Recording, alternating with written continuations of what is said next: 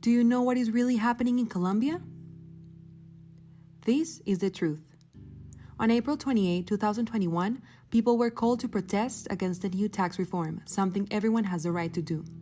But how can things not get out of control when these protests are powered by violent groups and left-wing politicians whose main goal is to take over the country through violence?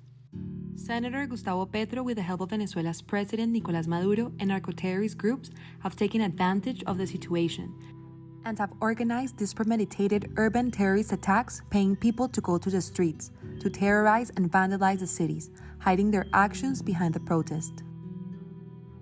They justified in a reform whose substitution has already been accepted by President Duque. They are taking advantage of people's ignorance, making them believe this violence is justifiable in order to find their so-called equality. Now, they are turning the world to look at Colombia, making everybody believe state authorities are using excessive violence. Let's not fool ourselves. This is not a peaceful strike.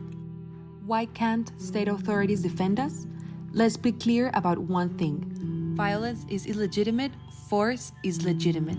Force is exercised by authorities of the state. Violence is exercised by the people who decided to start burning buildings and public transportation from day one. Don't come and tell me police have exercised excessive power. You have tried to put on fire policemen. You have attacked us first, and now we need state authorities to take control. To those destroying our country, spreading messages of hate against our public authorities, fomenting more violence behind your screen. To those ignorant. The discourse of these politicians who are encouraging you or influencing you without you even knowing is go and fight for your rights, don't let them beat you. Do it so you can find new opportunities, free education for all. Do it to find peace. But do you really believe this can be achieved by destroying your city? By going out into the street and destroying the places of commerce that generate the economy of your country? By destroying schools, destroying public transportation? You do not demand rights by committing crimes. You do not demand work by preventing others from working. You do not demand opportunities by destroying the efforts of others. You do not demand peace by resorting to violence. Or do you believe things turned out good for Venezuela once the same actions by the same left-wing politicians were put into place? Where are they now? They are taking advantage of you.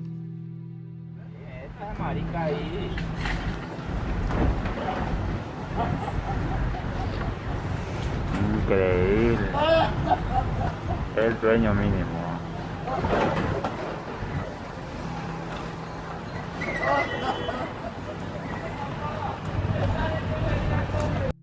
And now you call for international help, telling the world how state authorities are killing you.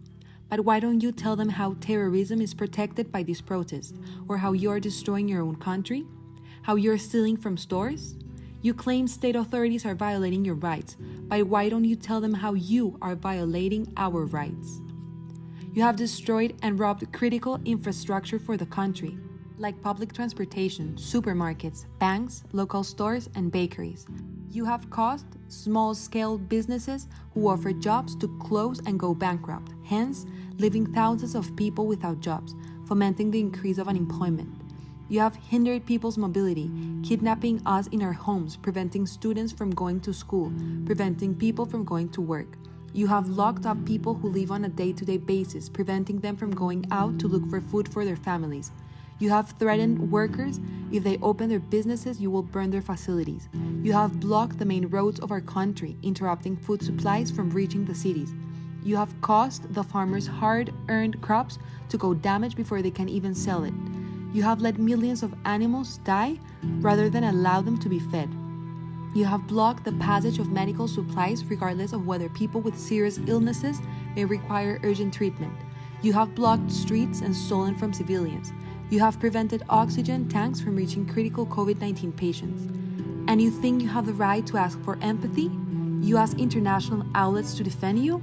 You ask for respect, but you don't even know how to respect your country. Authorities are protecting us. You are killing, ruining, and destroying us.